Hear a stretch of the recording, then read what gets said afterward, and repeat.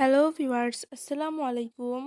আজকের পর্বে আমি আপনাদের সঙ্গে শেয়ার করব চালতার আচারের রেসিপি। তো চলুন শুরু করা যাক।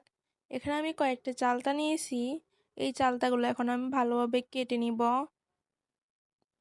চালতাগুলো কেটে নেওয়া হয়ে গেলে এগুলো ভালোভাবে ধুয়ে পানিটা একটু ছেঁকে নিব। এখন একটি কড়াইতে চালতাগুলো দিয়ে এতে দিয়ে দিব হলুদ গুঁড়ো এবং সামান্য পরিমাণ লবণ দিয়ে সেদ্ধ করে নিব।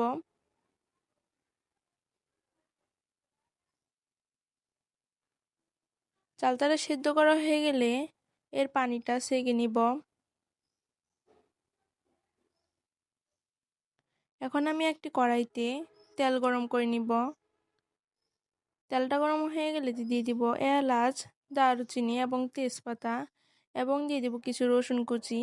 রসুনগুলো ভেজে এতে দিয়ে দিব জিরা বাটা, আদা বাটা, সরিষা বাটা এবং রসুন বাটা। এখন এগুলো দিয়ে মশলাটি একটু ভালোভাবে ভেজে নিব। এখন এতে দিয়ে দিব মরিচের গুঁড়ো এবং স্বাদ মতো লবণ। এখন মশলাটা একটু কষিয়ে এতে চালতাগুলো দিয়ে দিব। চালতাগুলো কিছুক্ষণ কষিয়ে নিব। চালতাটা কষানো হয়ে গেলে এতে আমি দিয়ে দিব 5 ফোড়নের গুঁড়ো, কাশ্মীরি মরিচের গুঁড়ো এবং ভেজে রাখা কিছু শুকনা মরিচ। এগুলো এখন ভালোভাবে মিশিয়ে নিব। এখন এতে দিয়ে দিব ভিনেগার এবং 2 কাপ পরিমাণ চিনি। চিনিটা দিয়ে চালতার সাথে ভালোভাবে মিশিয়ে একটু কষিয়ে নিব।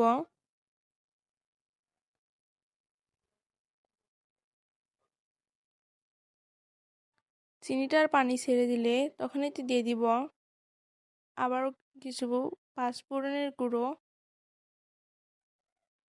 পাঁচফোড়নগুলো দিয়ে এখন নামিয়ে নিব।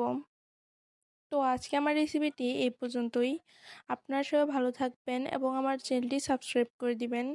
আর আমার এই ভিডিওটা কেমন লাগলো অবশ্যই কমেন্ট বক্সে জানাবেন। আল্লাহ হাফেজ।